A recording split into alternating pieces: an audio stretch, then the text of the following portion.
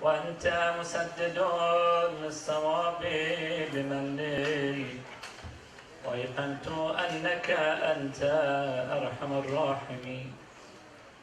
في موضع العفو والرحمة، وأشد المعاقبين في موضع النكال والنقمة، وأعظم المتجبرين في موضع الكبرياء والعظمة. اللهم أذنتني في دعائك ومسألتك، فاسمع يا سميع مدحتي، وأجب يا رحيم دعوتي، وقل يا غفور عثرتي. فكم يا إلهي من كربة قد فرجتها، وهموم قد كشفتها، وعثرة قد أقلتها، ورحمة قد نشرتها، وحلقة بلاء قد فككتها. الحمد لله الذي لم يتخذ صاحبة ولا ولدا، ولم يكن له شريك في الملك، ولم يكن له ولي من الذل، وكبره تكبيرا. الحمد لله بجميع محامده كلها، على جميع نعمه كلها. الحمد لله الذي لا مضاد له في ملكه، ولا منازع له في أمره. الحمد لله الذي لا شريك له في خلقه، ولا شبيه له في عظمته.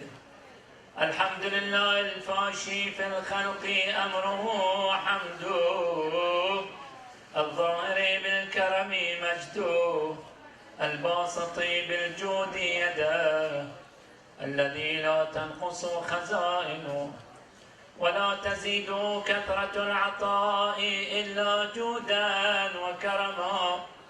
إنه هو العزيز الوهاب.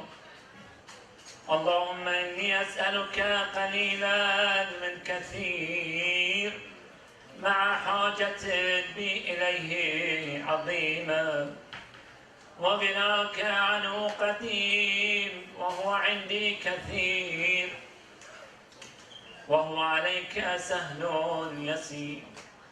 اللهم إن عفوك عن ذنبي، وتجاوزك عن خطيئتي، وصفحك عن ظلمي، وسترك على قبيح عملي، وحلمك عن كثير جرمي، عندما كان من خطئي وعمدي.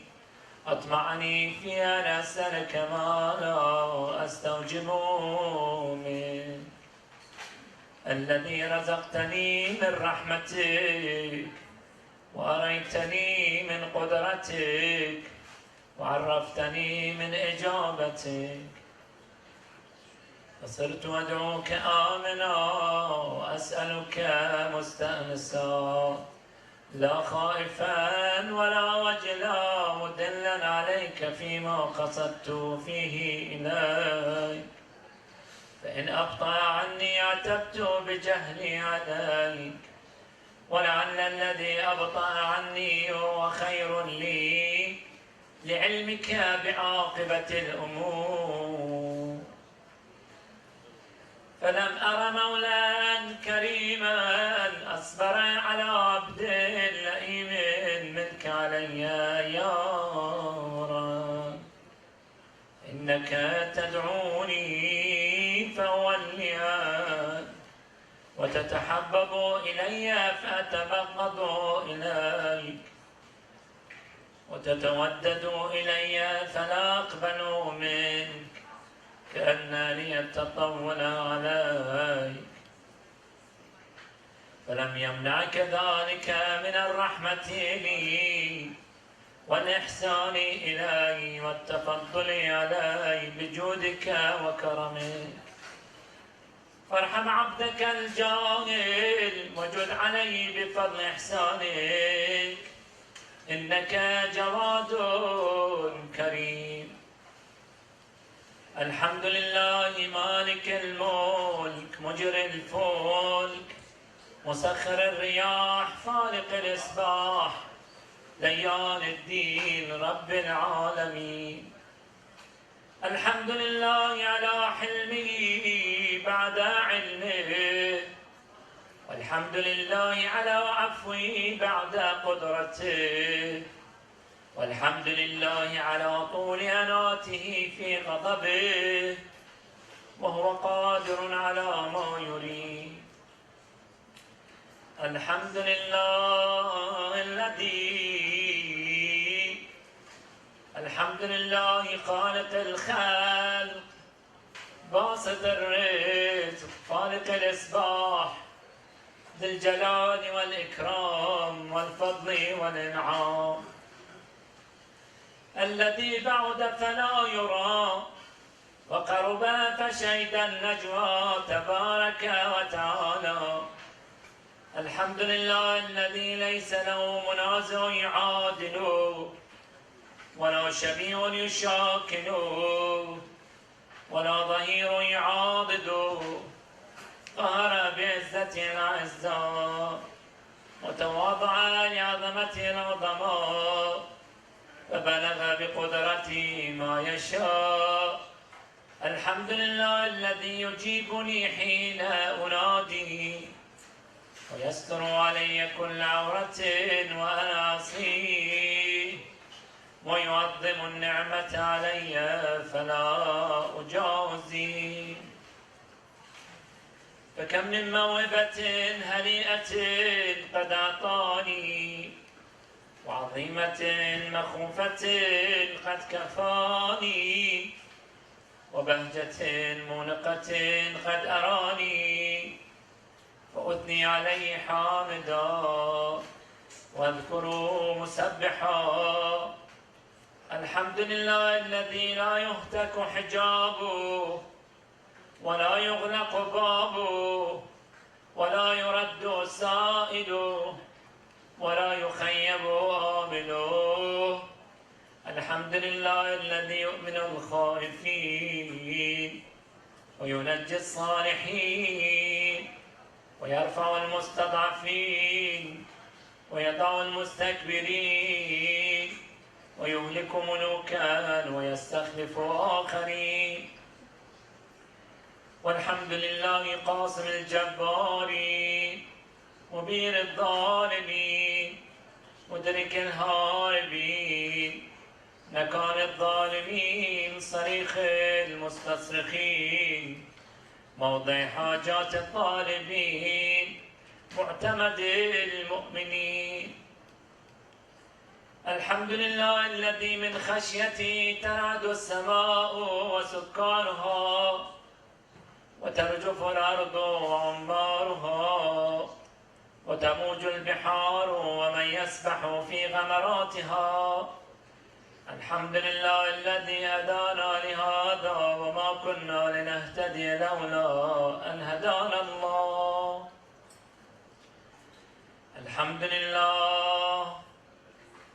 الحمد لله الذي يخلق ولم يخلق ويرزق ولا يرزق ويطعم ولا يطعم ويميت الأحياء ويحيي الموتى وهو حي لا يموت بيده الخير وهو على كل شيء قدير.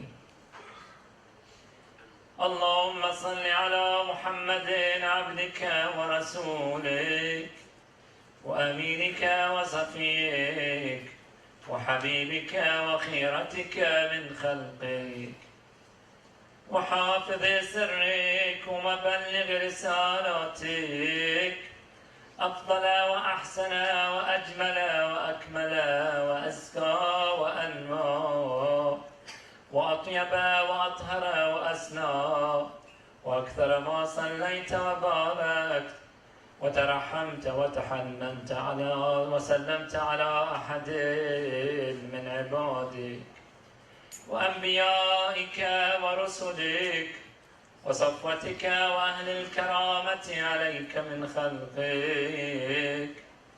اللهم صل على علي أمير المؤمنين ووصي رسول رب العالمين، عبدك ووليك وأخي رسولك وحجتك على خلقك وآيتك الكبرى والنبأ العظيم. صل على الصديقة الطاهرة فاطمة سيدة نساء العالمين، وصل على سبطي الرحمة وإمامي الهدى الحسن والحسين سيدي شباب أهل الجنة، وصل على أئمة المسلمين علي بن الحسين ومحمد بن علي وجعفر بن محمد وموسى بن جعفر وعلي بن موسى ومحمد بن علي وعلي بن محمد والحسن بن علي والخلف الهادي المهدي، وجزك على عبادك وأمنائك في بلادك صلاة كثيرة دائمة. اللهم وصل على ولي أمرك القائم المؤمن والعدل المنتظر، وحفه بملائكتك المقربين، وأيده بروح القدس يا رب العالمين. اللهم اجعله الداعي إلى كتابك والقائم بدينك، استخلفه في الأرض كما استخلفت الذين من قبله، مكن له دينه الذي ارتضيته له، أبدله من بعد خوفي أمنا يعبدك لا يشرك بك شيئا. اللهم أعزه وأعزز به، وانصره وانتصر به، وانصره نصرا عزيزا، وافتح له فتحا يسيرا، واجعل له من لدنك سلطانا نصيرا. اللهم أظهر بي دينك وسنة نبيك حتى لا يستخفي بشيء من الحق مخافة أحد من الخلق. اللهم إنا نرغب إليك في دولة كريمة تعز بها الإسلام وأهله، وتذل بها النفاق وأهله، وتجعلنا فيها من الدعاة إلى طاعتك والقادة إلى سبيلك، وترزقنا بها كرامة الدنيا والآخرة. اللهم ما عرفتنا من الحق فحملناه، وما قصرنا عنه فبلغناه. اللهم المم به شعثنا واشعث به صدعنا، وارتق به فتقنا، وكثر به قلتنا، وأعزز به ذلتنا، وأغن به عائلنا، واقض به عن مغرمنا، واجبر به فقرنا، وسد به خلتنا، ويسر به عسرنا، وبيض به وجوهنا، وفك به أسرنا، وأنجح به طلبتنا، وأنجز به مواعيدنا، واستجب به دعوتنا، وأعطنا به سؤلنا، وبلغنا بها به من الدنيا والآخرة آمالنا، وأعطنا وأعطنا به فوق رغبتنا يا خير المسؤولين وأوسع المعطين. اشف به صدورنا وأذهب به غيظ قلوبنا واهدنا به لما اختلف فيه من الحق بإذنك إنك تهدي من تشاء إلى صراط مستقيم وانصرنا به على عدوك وعدونا إله الحق آمين.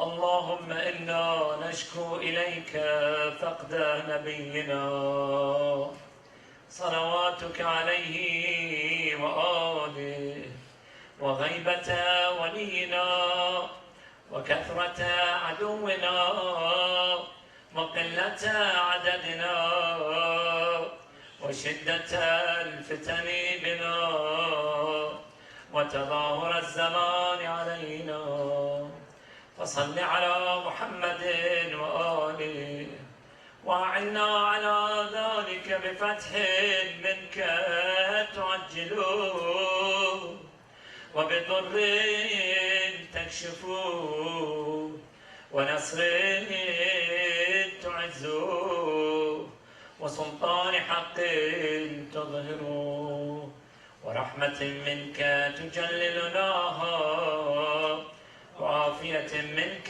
تلبسناها برحمتك يا أرحم الراحمين. صلى الله عليه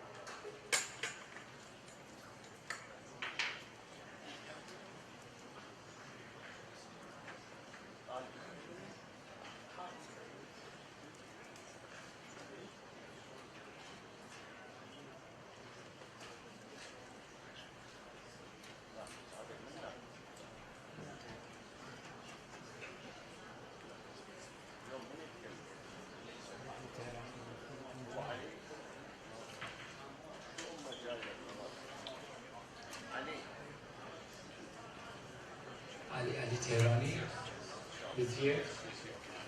Assalamu alaikum wa rahmatullahi wa barakatuh. Okay. Oh, assalamu alaikum. First of all, I would like to welcome everybody tonight.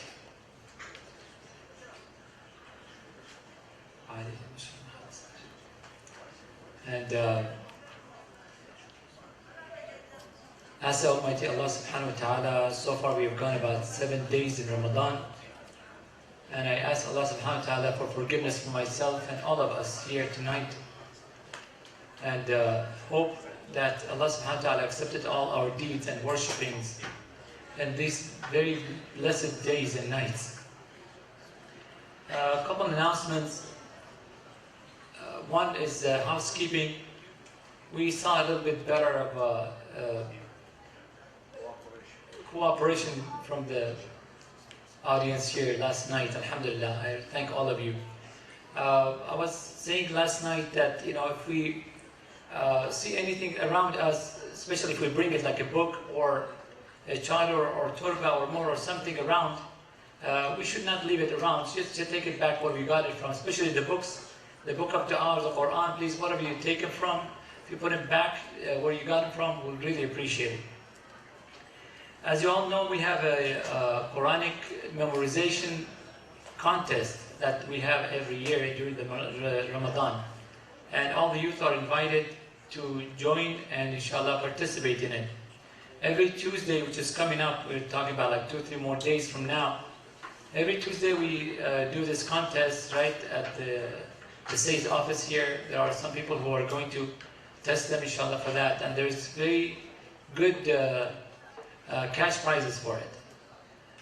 So if you have children from 5 or 6 years old to even college students, please invite them. If they need those ayat to be recited and memorized, I have them. I'll give you a copy of it inshallah. And tonight we have, I still don't see him, Ali Tehrani.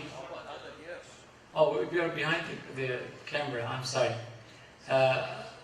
We are honored actually to have our dear brother Ali Tehrani. He's one of our very good community members. He helps us a lot in every way possible. And he's always available for us. And tonight we're going to hear from him. I've heard so many speeches from him, and I was very inspired and very affected by his words because they are very sincere. And in the last 7 days that we had programs here, we always had someone to speak for us for between 5 to 10 minutes from the community members. It doesn't matter what age you are. And I was mentioning last night, we want to see some of the ladies to participate in that, because some people said, you know, one lady caught me outside, said, what's going on, only this is for men only? I don't know. So far we didn't have any ladies to come forward for that. We will be more than happy to have the ladies also participate in this speech, and we will be more than happy to have them here. So without any further ado, I would like to invite my dear Ali to the podium with a loud salawat, please.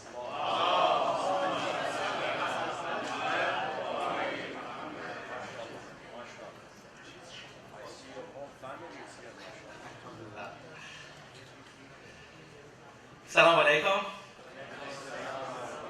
Thank you. First, I want to thank Haj Samir for those excessively kind words. I certainly don't deserve them.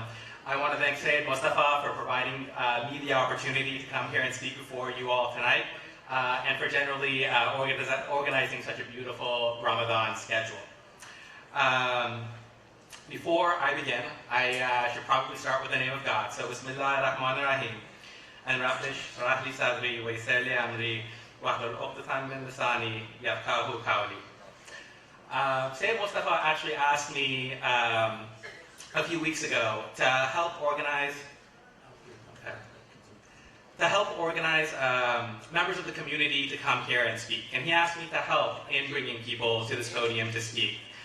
And one thing I noticed, especially when speaking with people of all ages, whether they were young or old, male or female, the vast majority of people I encountered were actually terrified to come up here. They would say, Ali, you can ask anything in the world of me, but don't ask me to speak in front of a group of people. And I thought about actually just like sharing all of the texts of people and like the complete terror they felt at the thought of coming up here and speaking to you today. And so I wanted to take my time here today to talk a little bit about public speaking. Now, like I said, right now I stand before you, and to be honest, I'm afraid. And I'm nervous, and I feel all the thoughts that so many of the people told me they were afraid of feeling.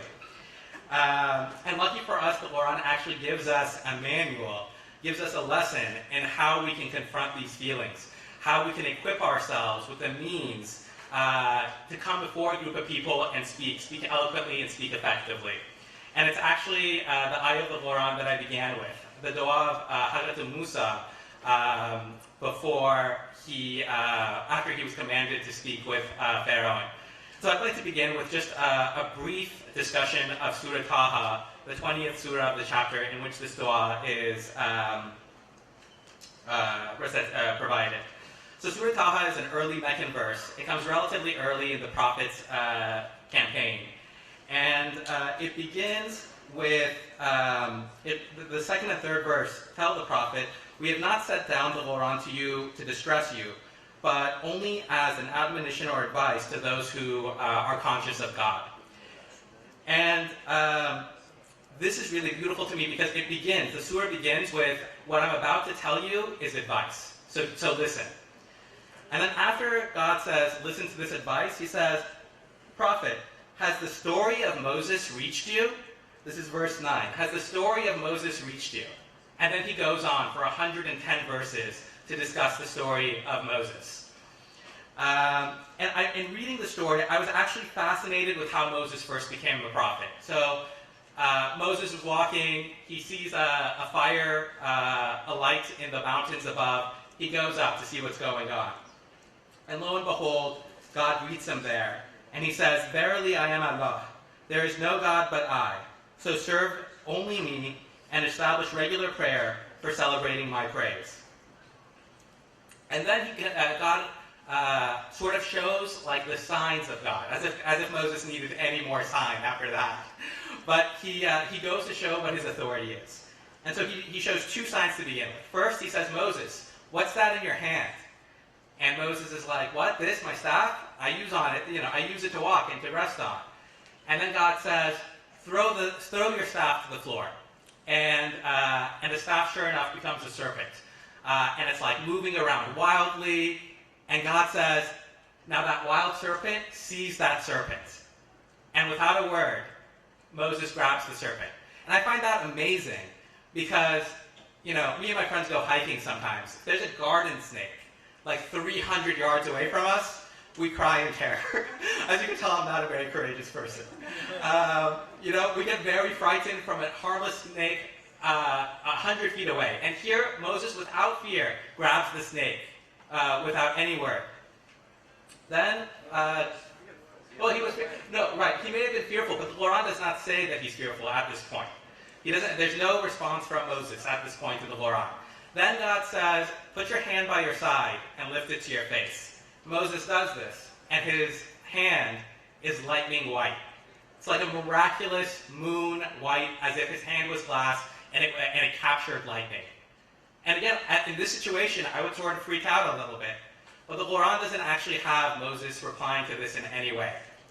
And then God says, "Now go to Pharaoh, for indeed he has transgressed all bounds." And what's amazing to me is Moses in the Quran here didn't say anything when God asked him to pick up a serpent. He didn't say anything when his hand completely changed color. But he suddenly responds when God tells him to go to Pharaoh. And Moses has a lot of reasons to be afraid of going to the Pharaoh. He had left Egypt because he had accidentally killed a man. He left Egypt a fugitive. There's a bounty on his head. He goes back to Egypt, he's a dead man or he's going to be arrested. And yet, that's not what Moses is afraid of. He doesn't say, "God, I would love to go to Pharaoh, but how am I going to get past the guards? God, I would love to go to Pharaoh, but I'm a wanted man there." Instead, he shares his fear of public speaking at this time. He didn't say anything about the snake. He didn't say anything about his hand. And God doesn't say, "Go talk to Pharaoh." He just says, "Go to Pharaoh." But Moses' mind races to public speaking, and that's how he addresses God first in this surah. And so he says the dua, "Rabbi shrah li sadri wa yassir li amri wa hlul 'uqdatan min lisani yafqahu qawli." And I apologize for my terrible pronunciation. The translation is, "O my Lord, expand me my chest." And what this means is that he's nervous, he's scared, he's worried, and when we feel like that, as I do now, our chest sort of constrict a little bit. And so the first thing God says, the first thing Moses asks God is, "Expand my chest, give me calm. I want to do what you've asked, but give me the tools with which I can do that. And the first thing I need to be able to complete your task is ease and relaxation. So please, expand my chest and ease my task for me." And again, I find this beautiful because he doesn't say, "God, I can't do this," which I think is a very natural response a lot of us would have when we do something that's a task that's overwhelmingly terrifying in front of us. He doesn't say, "God, I can't." He says, "God, I want to do this, just equip me with the tools I need to be able to do this task that you asked of me, to confront Pharaoh." And then he actually addresses his speech, and he says, "Untie the knot in my tongue so that people may understand what I say."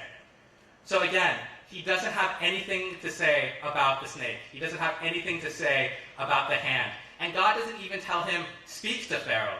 He says, "Go to Pharaoh." But Hazrat Musa is so afraid of public speaking that his dua to God is, "Please, give me eloquence. Untie the knot in my tongue so that I may speak to Pharaoh."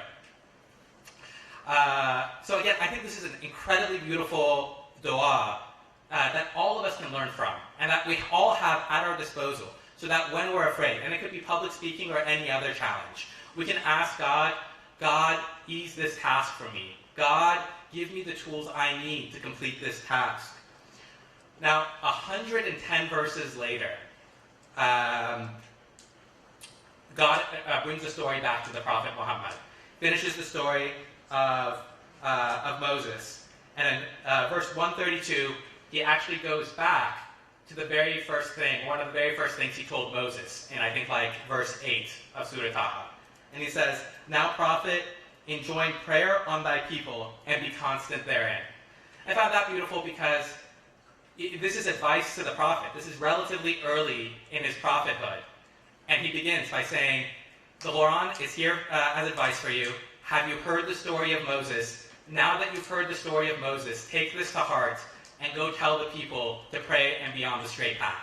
And so this was actually a lesson that the Prophet used to preach to his people. And again, I think one of the key importances of this lesson is that it shows the importance of public speaking.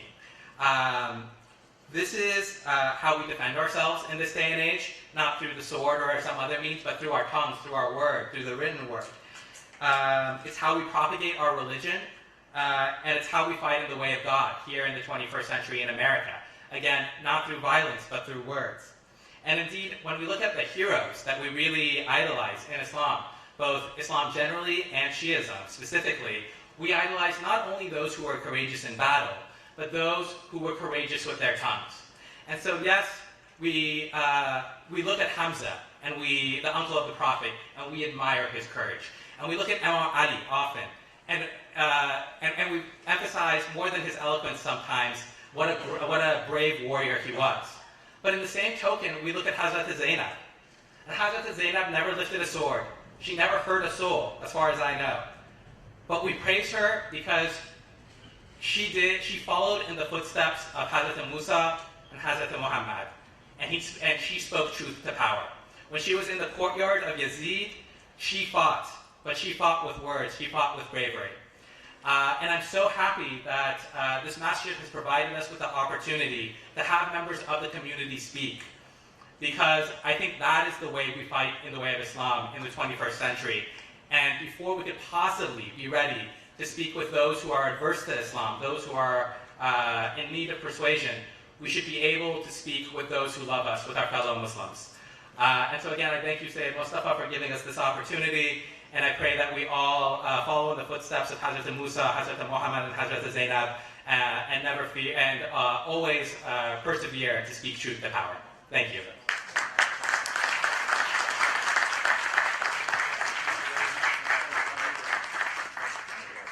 Thank you very much, Mr. Ali.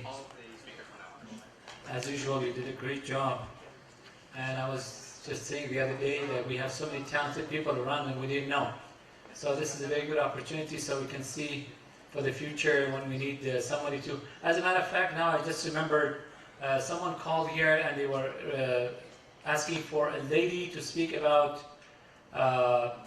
certain issues. If you have this ability to speak, please come see me after this. For like a conference-shaped thing, they really need someone. And I was looking for someone. Now I'm here, I can announce that at least for those who would like to go for this, inshallah. This is for the special need, for special needs of certain issues with the youth. Yeah, the youth who have who've been under what do you call this? Abuse, either parent abuse or any other abuses. Yeah, they want somebody to speak about that so they can ease up, or the ways that they can use to ease up those pains that those people have. We don't have this issue in the community. Alhamdulillah, we don't have it. Yeah, of course we don't have it, mashallah. Well, if there is they actually wanted to see the point of view of Islam about that. So if you're willing to go there, please see me so I can give you more details. I have her number. We can contact her and we get more details on that. Tonight's dinner was sponsored by two of our very good community members of our community here, the family of Khorasani, very well known to everybody, and Dr. Khajabi. For the people who have been passed away from this family and their success, their families, people, and themselves success and prosperity and long life, let's all recite Surah Al-Fatiha and preceded by a loud salawat.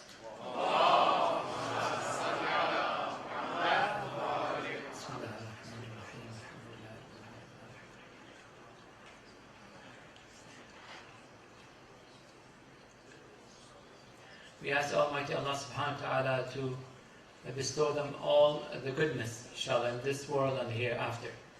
And speaking of sponsorship of the dinners tonight, if you would like to sponsor any night that we have at 6 nights we still have open, if you'd like to share either the whole thing or part of it, please see me after the program. Now, without any further ado, I would like to invite the Imam of the Center to the podium with the loud salawat.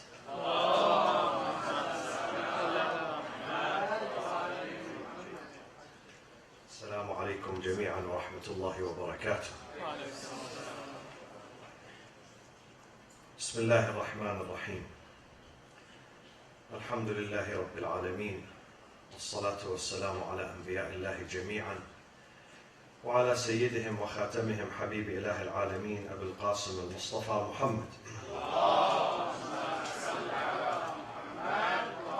وعلى أهل بيته الطيبين الطاهرين المعصومين المنتجبين. وبعد، فقد قال تعالى في كتابه الكريم: أعوذ بالله من الشيطان الرجيم، بسم الله الرحمن الرحيم. يا أيها النبي قل لأزواجك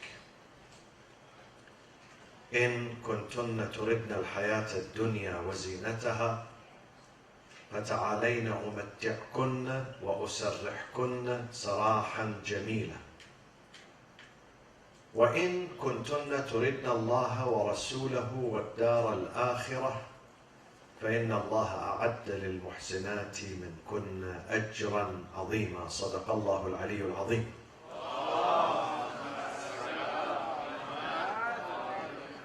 We are approaching the 10th day of the month of Ramadan, which is going to be after tomorrow. And on this occasion, on that day, the 10th of Ramadan, an incident took place in the early days of Islam. And that incident is the departure, the eternal departure of the first wife of the Prophet ﷺ, the Honorable Lady Khadija bint Khuwaylid, salamullahi alayha. This lady, not just the history of Islam, she's a special lady, special wife, special friend. And I'm going to say why she's special and why the Prophet, even many years after her death, he lamented her departure and he missed her deeply. And he would mention her name and her legacy in every occasion, to the extent that many wives of the Prophet, they were jealous. They could not stand the Prophet mentioning the name of Khadija, bringing it up in every occasion. I'll mention why she was great. Because she was a quality wife. She was unique in her character, in her contribution, in her generosity. Though Khadija was one of the only three people in Mecca at that time, 1400 years ago, who was very wealthy. There were only 3 people who were extremely wealthy and the wealthiest of that city, of that community, the Mecca community. 2 of them were men and 1 of them were a lady, and that lady was Lady Khadija alayhi salam. But her wealth did not make her arrogant. Her wealth did not make her conceited and proud of her material accomplishment. She led a life of humility and humbleness, a life of service and dedication to her community. She was born in the city of Mecca 68 years before the hijrah of the Prophet. And she died 3 years before the hijrah, the move of the Prophet from Mecca to Medina. The immigration of the Prophet from Mecca to Medina, 3 years. So she lived for a total of 65 years. And when she married, she was 40 years old. And her husband, the Prophet, was 25 years old. And she declined to get married, though many people approached her to marry her, because she realized that those people are interested in her money, in her wealth, not in her character. And she was looking for someone who's not interested in her money. You know, sometimes in these marriages that we see around us, some people, they get interested in the other, not because of the quality of the character or the personality or the moral values, but because, you know, some of them are interested in the money, some of them are interested because he drives a nice car, you know. I fell in love with him. So in fact, she fell in love with his car, not him, or his house, or his business, or, you know, sometimes people fall in love with you because of your American citizenship, or a green card. Believe me. I say always this, be careful when you go back home. If someone says, I want to marry you, ask him, why do you want to marry me? And once you tell them, I'm not an American citizen, they say, okay, we are not interested in marrying you. This is the problem. When you don't fall in love with each other's personality and character, then that marriage and that love is not genuine. That marriage and that love is commercial, is artificial. Therefore, Khadija, she kept refusing. When people come to her, ask for her hand, she knows that this person, he wants her money. He doesn't want to treat her nicely, with dignity, with honor. So she would refuse. Until she hired the Prophet. She had a business, large business in Mecca. And what was the business at that time? These corporations and businesses were 2 trips, one to the north, one to the south. In the summer, they go to the north, to Syria, Sham, the greater Syrian area. And in the winter, they go south to the Yemen. And Yemen at that time was very prosperous. One of the great civilizations in the world. Do not look at Yemen now under the bombardment of Al Saud. They spend every single day, Al Saud, they spend every single day $250 million on bombing the people of Yemen. Every single day. $250 million on the weapon that they use just to bomb civilians in Yemen. And nobody mentions this. Do you hear someone says here? If a whale is caught up here in the ocean, it gets more media coverage, believe me, than the suffering of the people, the daily suffering of the people of Yemen, who are completely forgotten. Nobody mentions them. Nobody. This administration never mentions the people of Yemen. What is happening there? War crimes are being committed on a single day. This is justice. This is American justice.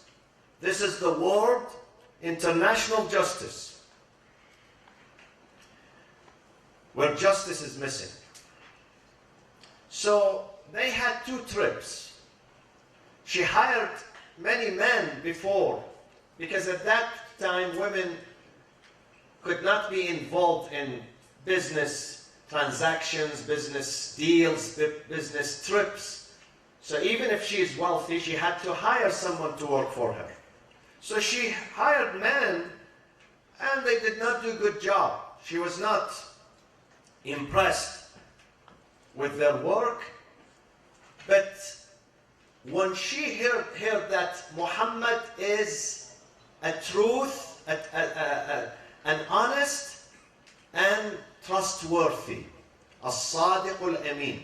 That was his title in his community. Before he became the prophet, before he was ordained as a prophet by God, during his youth, during his young age, everybody knew him in the community as being as-sadiq al-amin, a truthful and a trustworthy, honest. You can trust him, you can depend on him. And of course, she's wealthy, she has money, she wants to hire someone where she can put her trust in him.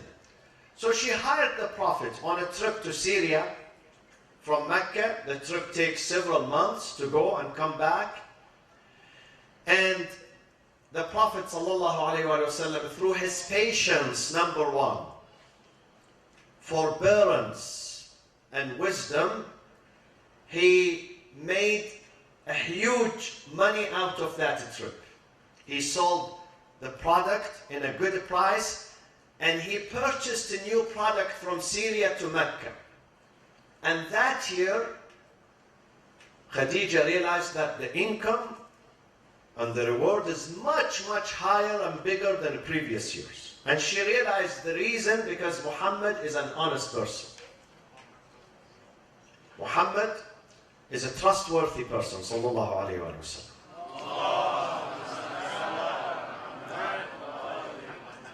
When she found this equality in him, she fell in love with him. She said, this is the man that I want to marry. Before him, many people came to her. They pretended that they love her, they appreciate her, but she realized, no.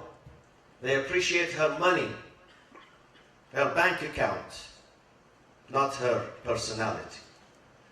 When she found that Muhammad sallallahu alaihi wasallam, he took this caravan, all these goods with him from Mecca to Syria, and he sold them at a good price, and then he brings this caravan safe back to Mecca. She realized that this is the man where I can put my trust in him. He's not going to fail me down. So she fell in love with him, and therefore she approached him through her sister. She had a sister. She asked her sister to go. She could not say that directly because of her dignity and haya and honor. So she asked her sister to approach the Prophet. The sister came to the Prophet and said, Ya Muhammad. Before that, he was not messenger yet. He was not Rasulullah. My sister Khadija is interested in marrying you. So she approached the Prophet, rather than the Prophet approaching her, which is customary in the Arab and other nations. She did not want to miss this opportunity. If she misses Muhammad, she cannot find a substitute. And this is something good. This is not shameful. If a woman finds a person who she really trusts, and she finds him to be fit and compatible with her values, there is no shame in going and sending her father, her brother, her neighbor, her friend to ask him for marriage. It reminds me of a second story that happened right inside Masjid al-Nabi sallallahu alayhi wa sallam. When the Prophet was speaking at the minbar, the pulpit, a lady stood. She said, Ya Rasulullah, I'm interested in marrying you, in the middle of the community. The Prophet did not know what to say. Jibreel descended, this is mentioned in the Quran, the story, it's mentioned. Jibreel descended upon the Prophet and said, Ya Rasulullah, yes, honor her request, marry her. وَإِنِ امْرَأَةٌ مُؤْمِنَةٌ وَهَبَتْ نَفْسَهَا لِلنَّبِيِّ إِنْ أَرَادَ النَّبِيُّ أَنْ يَسْتَنْكِحَهَا خَالِصَةً لَكَ مِنْ دُونِ الْمُؤْمِنِينَ. وَهَبَتْ, she offered herself in marriage. And Allah said, okay, this is a good thing, and Ya Rasulullah, marry her. Honor her respect. Honor her request and respect it. So the Prophet married her. There was a gap between them, 15 years. But that age gap is nothing. It's not a problem when personalities and characters and values are equal and compatible. Marriage should not be an issue. A lesson that we learn from our role model, Muhammad al-Mustafa sallallahu alayhi wa sallam.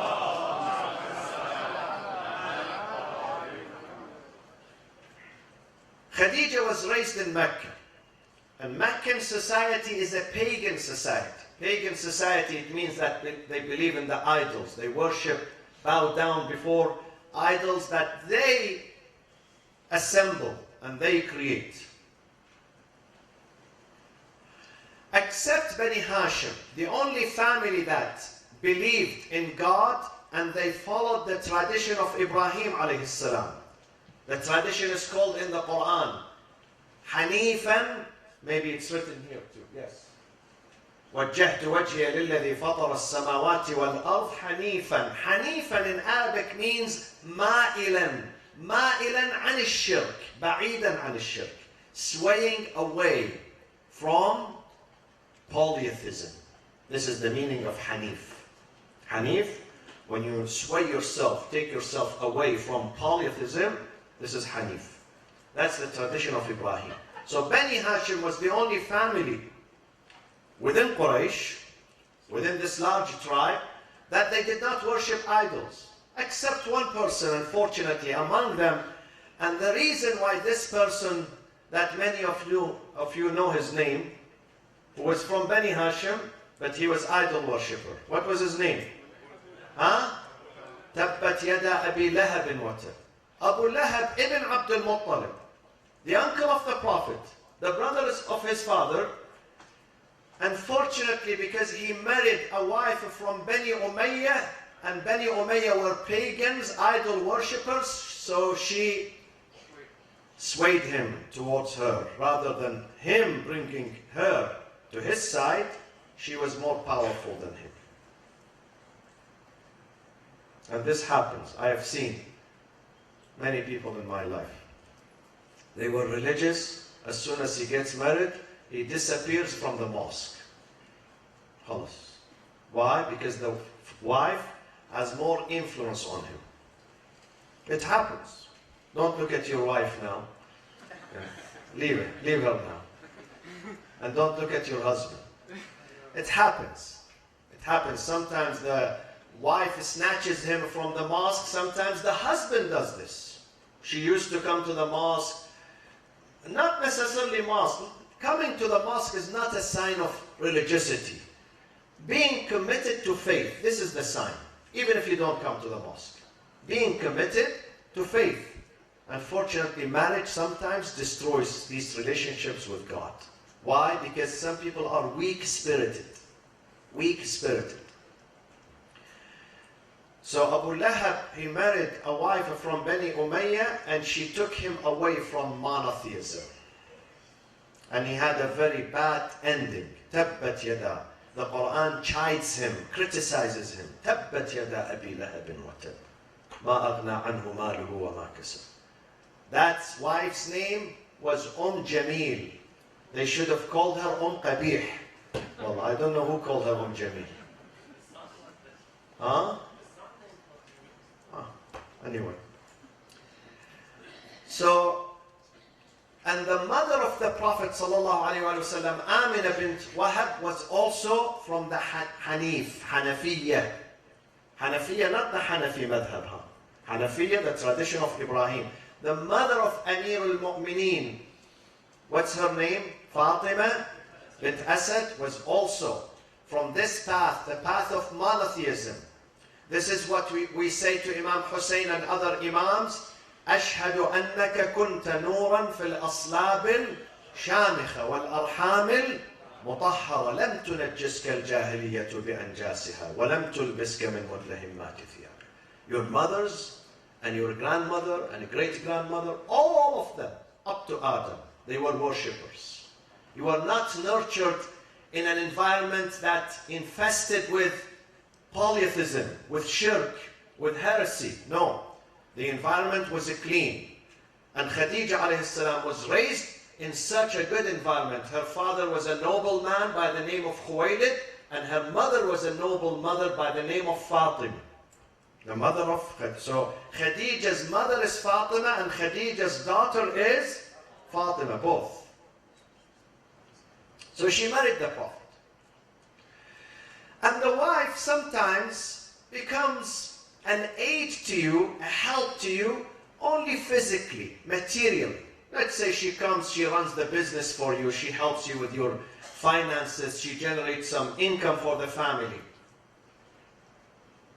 And sometimes the wife cannot generate money.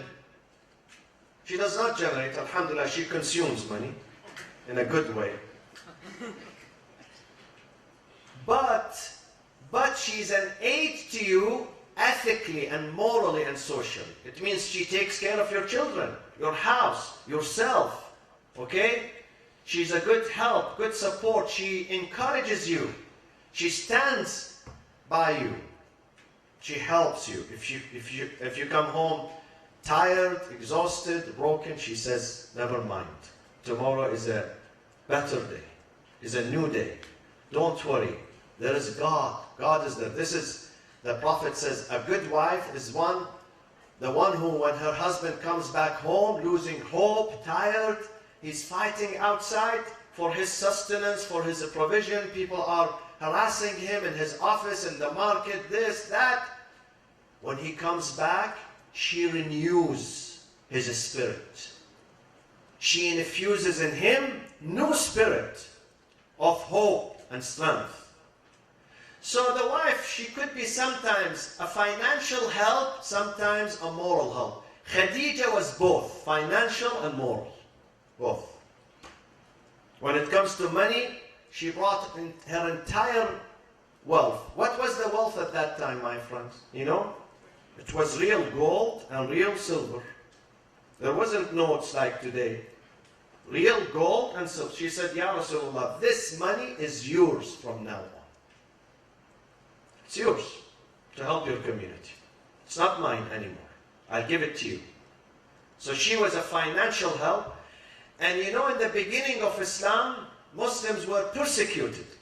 Their homes, they were driven out of their properties, homes.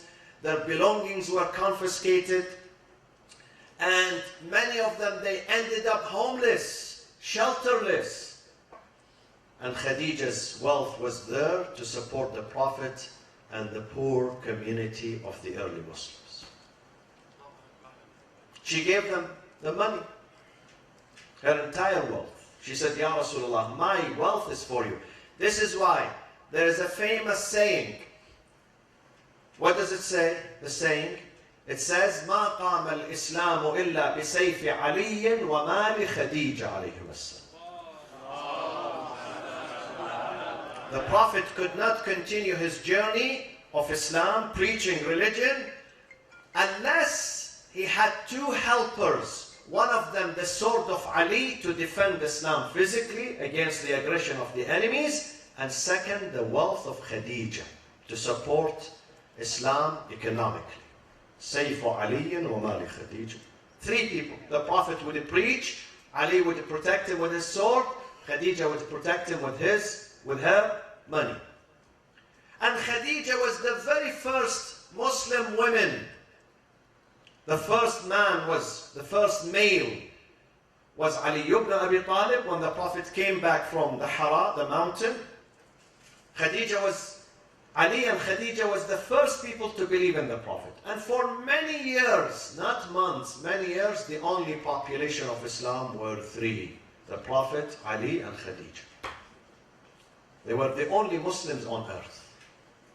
The Prophet started his journey of meditation in the mountain 10 years before his ordination. 10 years. After 10 years, Gabriel came upon him with اقرأ باسم ربك الذي خلق, with the ordination, the beginning. 10 years before that, he used to go and meditate, and Khadija would take food and a drink to the top of the mountain to her husband to protect him. She was very loyal. And when the Prophet started the journey, from day one, the aggression began against the Prophet. Physical abuse. Physical abuse, not just emotional, physical. Quraysh would chase the Prophet in every alleyway, in every corner with stones. And Khadija was the only defender. And a young man who's only 12, his name is Ali. They run after the Prophet to protect him from the aggression of Quraysh. And Abu Sufyan, the father of Muawiyah, was number one in his animosity and his hate against the Prophet. Abu Sufyan. His name is Sakhr ibn Harb. Sakhr, stone. Stone, the son of war. Imagine his name. His first name is Stone, and his last name is War. But Khadija stood with the Prophet. She never left him even one day. With her wealth, and most importantly with her heart. Sometimes the wife gives you the wealth and says, you take care of yourself. Sometimes no. She gives the wealth plus the heart. She says, I would be with you. I would not leave you. One day, this is a heart-wrenching story. The Prophet used to come back at sunset, from morning till sunset. And only job he had is to walk in the streets of Mecca and say, Ya ayyuhan nas, qulu la ilaha illallah tuflihu. If you want to be successful in your marriage, in your life, in your business, you want to be really happy, productive, worship God. Don't worship these idols. And the answer was stones, stoning him. One day, he was heavily wounded that he could not make it back home. He was bleeding. And the night falls, and Khadija does not find her husband. He's not coming home. So she goes after him in the streets of Mecca until she finds him leaning against one of the mountains, and he was bleeding. He could not walk anymore. So Khadija, she broke in tears. She said, Ya Rasulullah, enough is enough. You have to pray to your God. So he cursed. He would send his curse on this community who does not appreciate you, who disrespect you. The Prophet said, no, Ya Khadija, I'm not going to do it. لم أبعث لعانا وإنما بعثت رحمة للعالمين.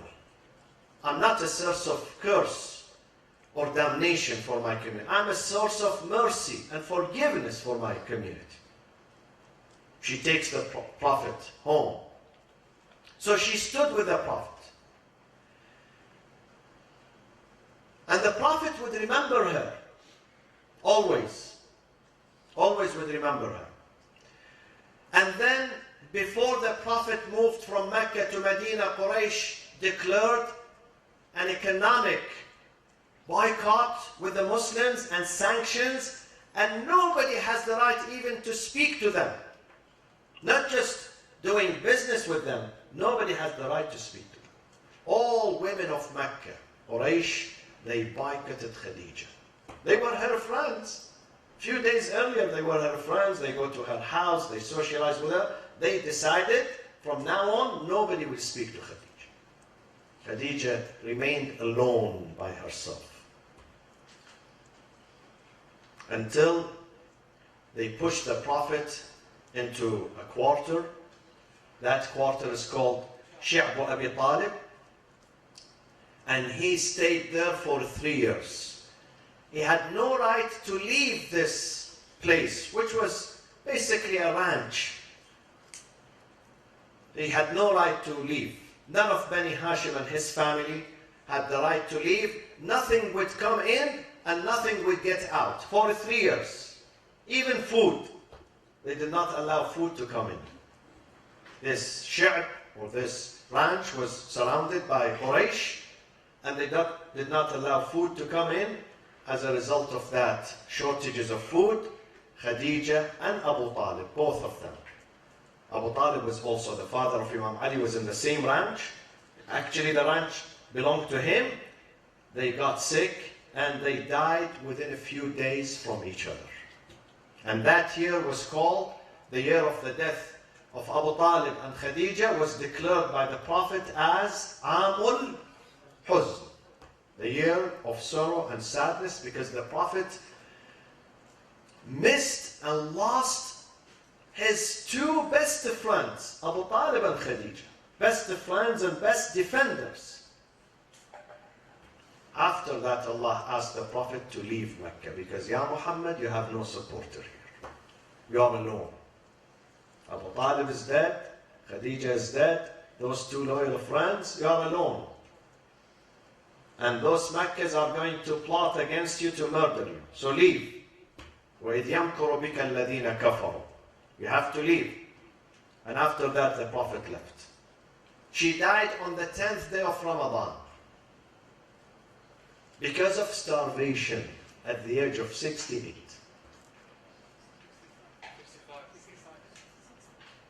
At the age of 65. And the day she died, historians say she owned nothing. After being a multi-millionaire lady in her community, she gave all her wealth to Islam. She was left with nothing, not even kafan, shroud. Kafan is very simple, it's not something expensive. Everyone can afford kafan, shroud.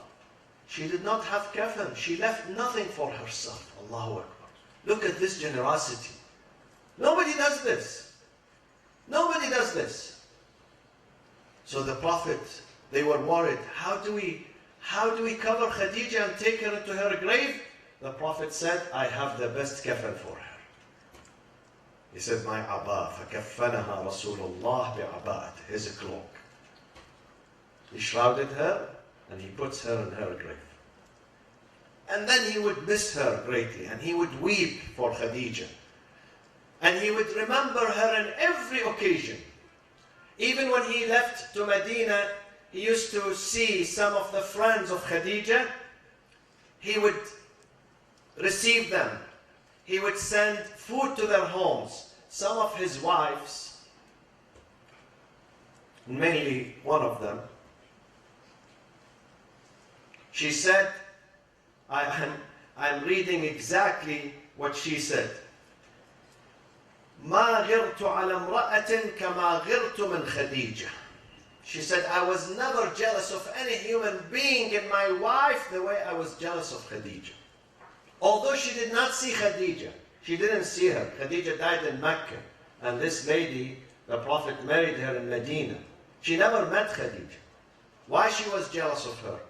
Because the Prophet, day and night, he says, Khadija, Khadija, وَمَا أَدْرَاكَ مِنْ خَدِيجَةٍ وَمَنْ مِثْلُ خَدِيجَةٍ. Who can become like Khadija? In her love, in her sincerity, in her faith, in her dedication, in her selflessness. She gave all her wealth, left herself with nothing. وَمَنْ مِثْلُ خَدِيجَةٍ. Who can be like Khadija? So this lady said, I became one day angry and I yelled at the Prophet. I said, why do you keep saying Khadija, Khadija? I'm more beautiful than Khadija. I'm younger than Khadija. Listen to the answer of the Prophet. The Prophet did not say, no, you are not more beautiful. You know what he said? He said, Khadija آمنت بي حين كفر بي الناس. She was the very first person to believe in me and my mission when all my family members and my community, they rejected me and they disbelieved in me. آمنت بي حين كفر بي الناس وصدقتني حين كذبني الناس. She accepted, she said, whatever you are saying I'm the messenger of God, this is true. She endorsed me. While people, they belied me. They said, you are a liar. وَوَاسَتْنِي بِمَالِهَا إِذْ حَرَمَنِيَ النَّاسِ. She helped me with her wealth, where all people, they deprived me from that help. وَرَزَقَنِيَ اللَّهُ تَعَالَى الْوُلْدَ مِنْهَا دُونَ غَيْرِهَا مِنَ النِّسَاءِ. And my generation and my children are from my wife Khadija, while others, they did not get pregnant. Khadija was pregnant with 6 children, 2 boys, 4 girls. The 2 boys, At-Tahir wa Tayyib, which is their nicknames, Tahir and Tayyib. Ibrahim from the Egyptian wife, Maryam Qibtiyya. Al-Qasim and Abdullah. Qasim and Abdullah. And when Qasim died, the people of Mecca rejoiced this. They were so happy, and one of them stood at the entrance of the Grand Mosque, Masjid al-Haram, and he said, لَقَدْ جَاءَ الْأَبْتَرُ. They were celebrating that, the death of the son of the Prophet, celebrating it. So Muhammad, when he dies, he has no generation, no children to carry on his mission. لَقَدْ جَاءَ الْأَبْتَرُ. Abtar is the person who has no children. The Quran says, إِنَّا أَعْطَيْنَاكَ الْكَوْثَرَ. Don't worry, Ya Rasulullah. And imagine, إِنَّا أَعْطَيْنَاكَ الْكَوْثَرَ. At that time, the Prophet had no children. His children died. Allah said to him, don't worry. We will give you an abundance of children, not one or two. We will make them thousands, hundreds of thousands, and millions. إِنَّا أَعْطَيْنَاكَ الْكَوْثَرَ فَصَلِّ لِرَبِّكَ وَانْحَرْ. Pray to your God and help people. Inhar means sacrifice and help feed the people. Pray to God and feed. إِنَّ شَانِئَكَ هُوَ الْأَبْتَرُ. The one who's rebuking you, he's going to be without children. And God gave after that the Prophet, He gave him the jewel of the universe, a lady, beautiful girl, a lady called Fatima alayhi salam.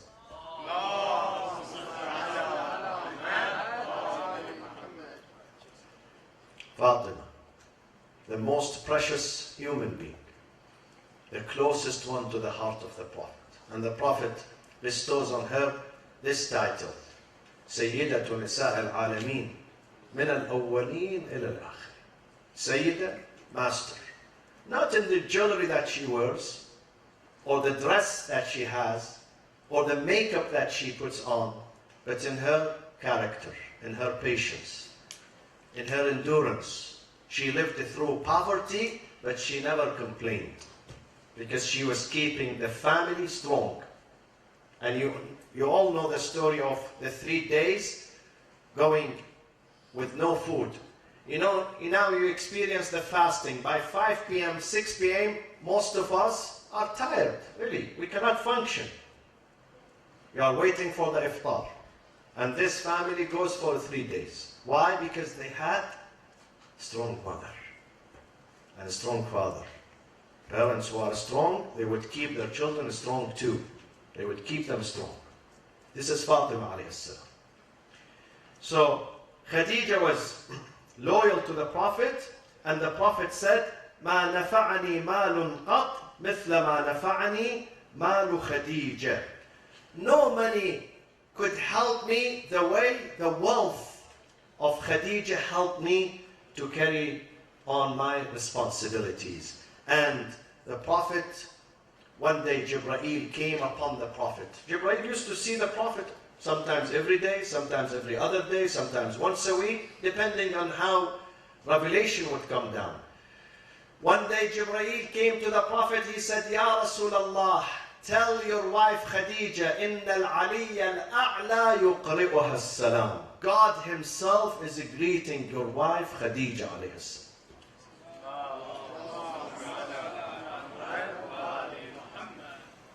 Of course, when you are a noble person, when you give yourself to God, definitely God Himself will greet you. You become great in the eyes of God. Khadija was great in the eyes of God. And therefore, the Prophet said, the top 4 ladies of paradise are 4. Top 4 ladies. Number 1, Khadija bint Khuwaylid. Number 2, Fatima bint Muhammad. Number 3, Maryam ibn Imran. And number 4, imagine a prophet is an Arab prophet, but he speaks about someone from the children of Israel. See, we don't have discrimination in Islam.